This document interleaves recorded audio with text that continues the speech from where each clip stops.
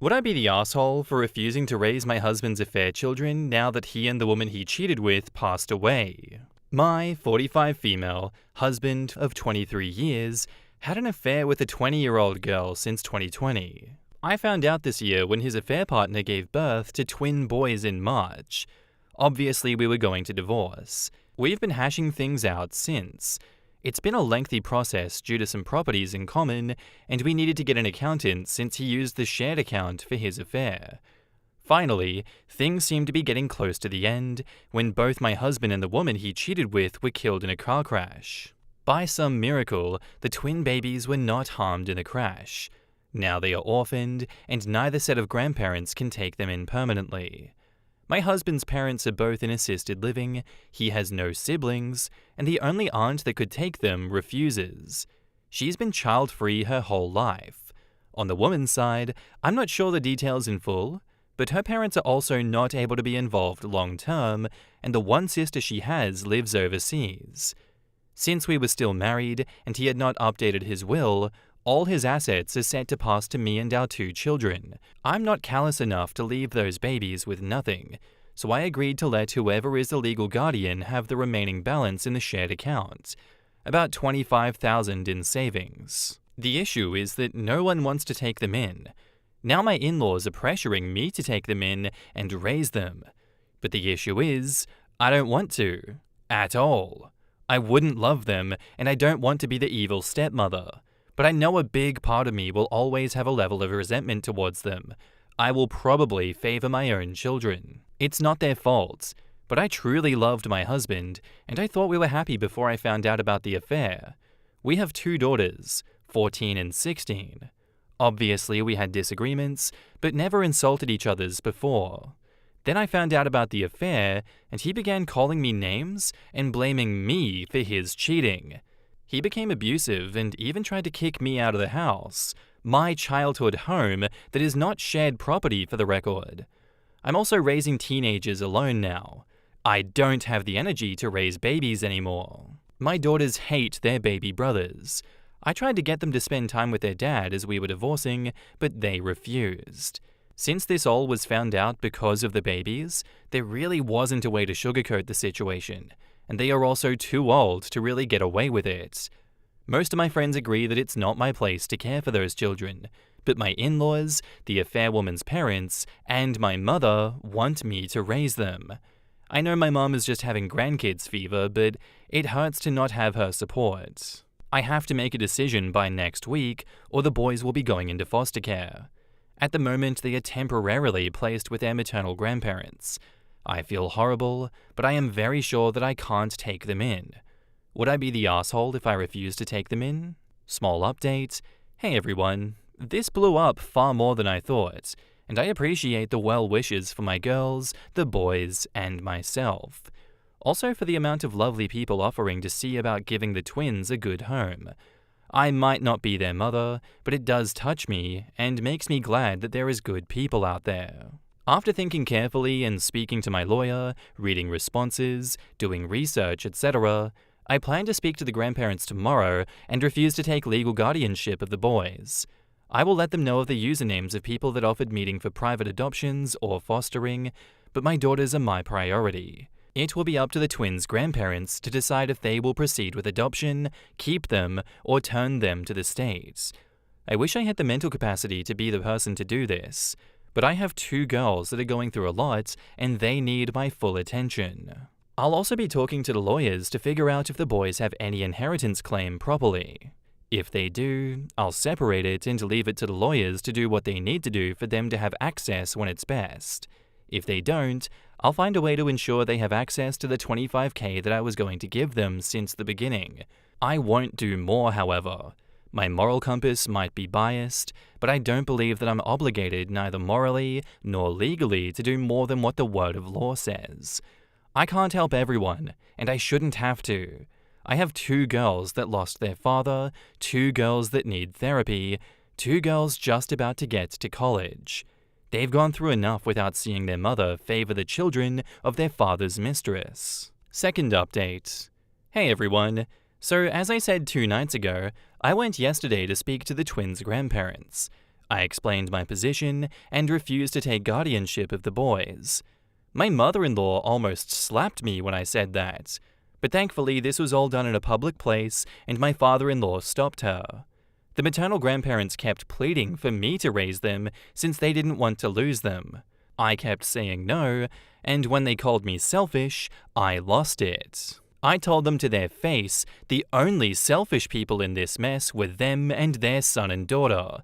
Their son, my husband, for cheating and then making the divorce hell on me and my girls. Their daughter because she was a whore. I used another word, that went after a married man twice her age. I told them that if I heard from them again, I would request a cease and desist. I also informed my parents-in-law that they won't have access to my daughters for the foreseeable future. I'll explain why in a bit. We were at a restaurant, but I didn't stay for the meal. I also sent an email to my lawyer so he can ensure CPS and any agency involved in the welfare of the twins is aware that I'm not going to be their guardian or be involved.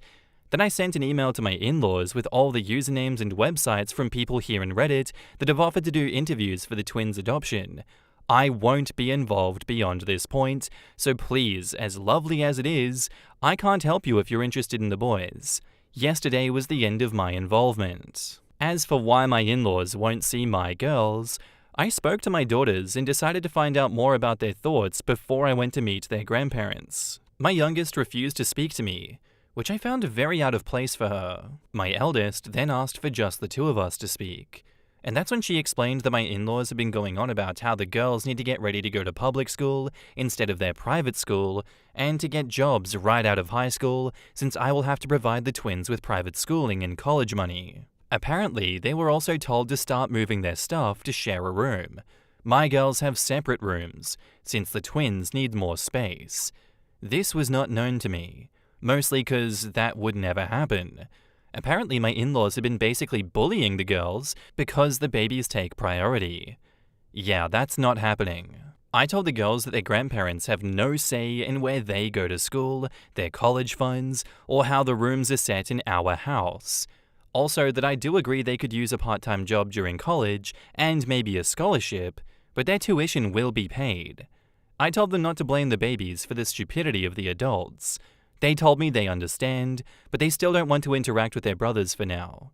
That "for now" part gives me hope that they'll get through things. For now, we're going to do some changes in the house. The girls and I both don't like that there's still an office space that my husband used. We're going to make it into a gaming room for all of us.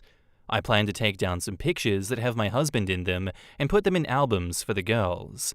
We just want to make the house more ours. As for the people wondering why my girls wanted nothing to do with their father, my daughters were the ones that discovered the affair and told me when my husband took them to meet the twins at the hospital.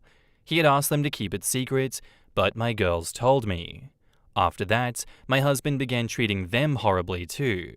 He burnt all the bridges with the girls. Very tiny update, since there's some people who keep harassing me in PMs.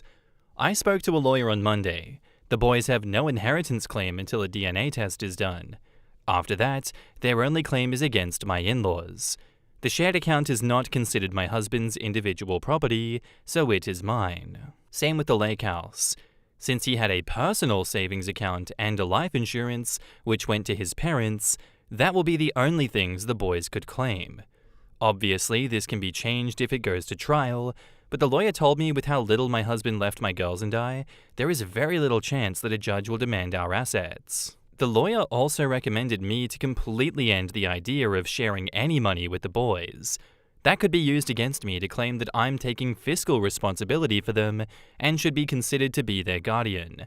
I'm dividing the money from the shared account for my daughter's college tuitions. I'm still unsure if I'll sell the lake house or not, but neither the girls nor I are attached to it. Now please leave me alone about the boys' inheritance.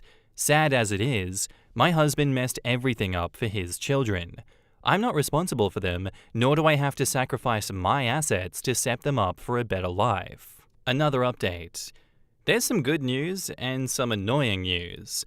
The good news is the boys were safely retrieved by the CPS from their maternal grandparents and will be placed in foster care until a permanent arrangement is made.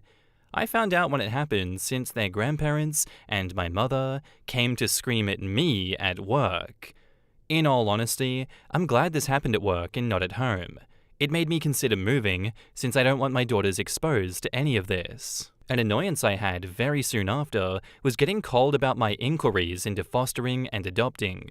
Apparently, my information was sent to CPS as someone interested in fostering the twins and eventually adopting. I immediately explained the situation between the grandparents and me, and the operator was speechless at first. She apologized for the situation and told me that she would make sure that I wasn't bothered about the process. I also got served this morning. My in-laws are suing for grandparents' rights. They are also suing for custody. Apparently, they are planning on leaving their assisted living, which they really shouldn't, to buy a house that allows kids to get the twins back and now also want custody of my daughters. My personal lawyer immediately gave me some instructions I won't share to safeguard myself and my daughters from some risks during a possible custody battle. My lawyer and I both suspect that my in-laws want the girls to be parentified by them as caretakers for the twins, since my in-laws have mobility limitations. It will be a cold day in hell before that happens. I don't see CPS placing the boys with them to begin with. Not all is bad news. I'm starting therapy next week, and my eldest daughter is once again speaking about the colleges that she wants to go to. We still haven't really talked about their father or have them agree to visit his grave. I myself haven't gone there, and I'm trying really hard to get used to not calling him my husband anymore. I had nothing to do with the funeral plans, aside from paying bills, and from what I heard his parents had the epitaph, "Devoted and beloved husband, father and son" written on it. I find it a joke. I know it's bad to hold so much anger and resentment, but as soon as I have time, I plan to change his tombstone to remove husband and father. It might sound petty, but I refuse to speak well of a cheater and abuser just because he's dead. My daughters deserved better, and so did I. And for anyone complaining about me changing the tombstone, I paid for everything at the end, so stick your complaints you know where. I don't think I'll post another update until the whole mess with the grandparents' rights lawsuit is resolved, so to the kind people that have sent support to me and my daughters, thank you so much. I'll have good news in the future, but for now, I'm going back to my old Reddit account. Small disclaimer, to the person that PM'd me that I'll regret not adopting the twins, I don't regret it one bit. Please either post a public message or leave me alone. I don't deal with cowards that use PMs to avoid being judged. And now on to the update. Hey everyone, some people have been asking me for updates, and to be sincere, I had nothing until today. To start things, cousins from my ex-husband's side of the family took the boys in. I know them, they are lovely, and I know that they'll give the twins a great life. The parents, I'm calling them Matt and Kim, talked to my daughters and let them know that if they ever want to reach out to their half-brothers, they'll just have to call. Otherwise, they can just see them as distant cousins. My girls thanked them, but insisted they don't really want a sibling relationship at this time, but that maybe as cousins it'll be okay. I did offer them money from the shared account since they are family, and they said not to worry since they don't need it. Kim even insisted that I use that money for a vacation for my girls and I. Apparently I look like the living dead. They also set very strict lines with my in-laws and the parents of my ex's affair partner. They can see the boys, but they won't be seen as grandparents. This caused a big fight with the affair partner's parents, and Matt and Kim then cut them off. Again, threats of suing for grandparents' rights were thrown around, but it went nowhere. That's how I found out why the affair partner's parents couldn't take the boys permanently. The father is a convicted felon in an abuse case. I won't share the details out of respect, but if what Matt and Kim told me is true, I'm glad the boys won't grow up with that man as an example. The only reason his wife had temporary guardianship was because of the sudden death of the parents and the process to find a relative to raise the boys. She would have had to live away from her husband to allow permanent custody, and she wasn't willing to do so. My ex-in-laws did figure that the threats were not going to work, so they agreed to be great uncles instead. Good for them, I guess. They now want me to let them live with me and the girls since they left assisted living recently, and now the place they were in doesn't have an opening. This place has a long wait list, and the only reason they got in originally was because my ex and I offered to pay 5 years in full. They still had 2 full years paid left, and I was going to pay for them. After everything they put my daughters and me through though, I would rather burn money in a grill than to spend it on them. I know that they want my girls and I to be their caretakers. I won't even consider it. My daughters have their own paths to follow, and in all honesty, I want to consider meeting someone new. I know it sounds like I'm moving on too quick, but I've been working to move on since I found out about the affair. I don't think my ex deserves me to go through a mourning period. I already mourned our relationship. At least that's what my eldest daughter said, funny enough. She's been encouraging me to go out and meet someone. We still have that custody lawsuit from my ex-in-laws going on, and a few other issues that I'll update when I have more. But I wanted to at least let everyone know that the boys are safe and together. Scorvia says, the grandparents made their bed, and it's time for them to go to bed. With all the harm they tried to do to you, now they want you to take care of them? They are crazy. Maroon Grad says, you and your daughters sound actually really well adjusted. I'm glad the boys landed in a safe place and can still have some sort of friendly family relationship with their half-sisters. I think this is beyond my best expectations for this event, and I am happy for everyone. Especially for the soon-to-be homeless / not in as nice a home ones. OP says, they should be well enough monetarily to afford a new place, so they'll be fine. They might be horrid, but if they were going to go homeless, I would put the money to at least get them a relatively comfortable facility. It's really up to them what they do now though. Maroon Grad replies, and best of all, it's 100% no longer your circus or monkeys. Anytime you think about helping them out or spending money on them, take the cash you'd have spent on them and invest it into saving for your kids. And OP says, that's really the plan. My brother and I are talking about some plans for investment, so we'll see how it goes. If it goes well, my girls might have a good start to adult life. Lizzie Oates says, quote, if they were going to go homeless, I would put the money to at least give them a relatively comfortable facility. Honestly, I'd rethink this stance. You tried to ensure they weren't homeless before, and they still tried to make sure they would be homeless in order to get you to take them in. They seem like the type that's completely willing to shoot themselves in the foot repeatedly if it means a chance at manipulating you. And OP says, if they had not received my ex's personal savings and life insurance, I would feel obligated. But they received a lot of money from him, enough to live comfortable if they don't squander it. Now, if they do squander it, it's on them. Again, the hypothetical scenario would be if they were without means from the get-go. Honestly, I think that's a very good series of updates for that one, and I feel like it's just going to fizzle out from here. OP did everything right. They got their lawyers onto this. They protected the girls. Every single time anything that threatened the girls came up, she protected her girls. Congratulations, OP, for having a spine, for sticking up for your children. That's more than we can say for some of these stories that come here. And I'm glad that you're not repeating abuse cycles and you are not allowing other people to walk all over you. That's something that we need more of in this world, and I'm glad that you are leading the way in showing us how to properly deal with situations like this. Listen to your lawyers, folks. Thank you for sharing your story with us. I very much appreciated that one, and I very much enjoyed it. But I turn this to you guys now. What did you think of this story? Let me know down in the comments below. Our next post is by user Potential2s, titled, Am I the asshole here for snapping at my wife and calling her crazy because she wants me to take a paternity test for my nephew? So my wife and I have been married for 10 years and together for 14. We are child-free. I also have a nephew who is currently 13. And I'm not gonna lie, he looks a lot like me and has a lot of the same facial features as me. I am really proud of him and we have a close bond. I've played a father-like role in his life since he was a kid. He has a deadbeat father, and my sister divorced him long ago. A couple of my family members have commented on how my nephew looks a lot like me, and while I initially thought that it was wholesome, my wife for some reason became very insecure and started getting doubts.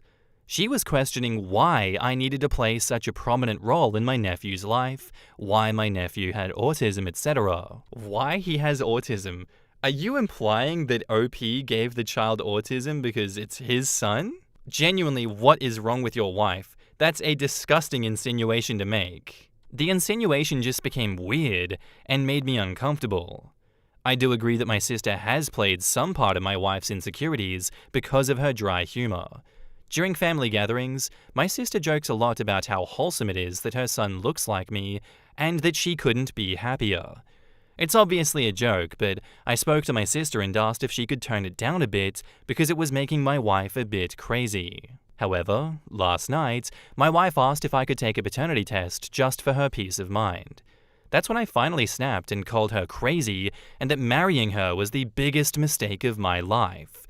I did immediately regret saying it because I meant none of it. My wife is the love of my life, but my wife got quiet and started crying shortly after, and I had to console her. Was I the asshole? Beginning Lemon 4607 says, "Your wife's new homework is Punnett squares." Username Zoltaken69 says, "For real. My nephew looks exactly like me, and I never even considered this happening. I'm not married, but if I had a wife that was like, prove to me you didn't bang your sister, I'd be mortified. Maybe unrecoverably so." Beach in Life 1 says, "Sorry, but someone accuses me of sleeping with my sibling. I'm gonna say some kind of something to them. It won't be pretty. She doesn't get to cry and act like she did nothing wrong. Not the asshole, and love of your life or not, your wife thinks you slept with your sister. How do you come back from that? An accusation of ordinary cheating is bad enough for a marriage and can definitely justify some not so nice words. Throw incest into the mix, and yeah, OP's wife is definitely in the wrong here. She needs to pull her head out of her ass and apologize. Then probably seek therapy." Harvard Diplomat says, "She thinks you had a baby with your own sister? Not your brother's wife or anything, but your own sister. No, that is crazy. My oldest niece is a miniature version of me, looks and attitude. I have never once been accused of incest by my brother. OP, your wife is on some other level of insecure. You are not the asshole at all. She needs therapy. It's genetics, and sometimes a niece or nephew can look just like that aunt or uncle. Like, it's crazy to insinuate incest because he looks like his uncle. Does she not understand they are siblings and have similar genetics? She has lost her goddamn mind, accusing OP of incest and cheating like, I don't know, man. Her crying too and you having to console her after she said that shit? Absolutely not. How about she gets on her knees and begs for forgiveness? That's disgusting. No sympathy for her whatsoever. You're not the asshole, OP. And now, onto the update. Hey everyone, quick update. The gist of it is that I've agreed to take the test, but under certain conditions. I understand my wife is being paranoid and delusional, but I wanted to take the test just to ease whatever irrational fears she has.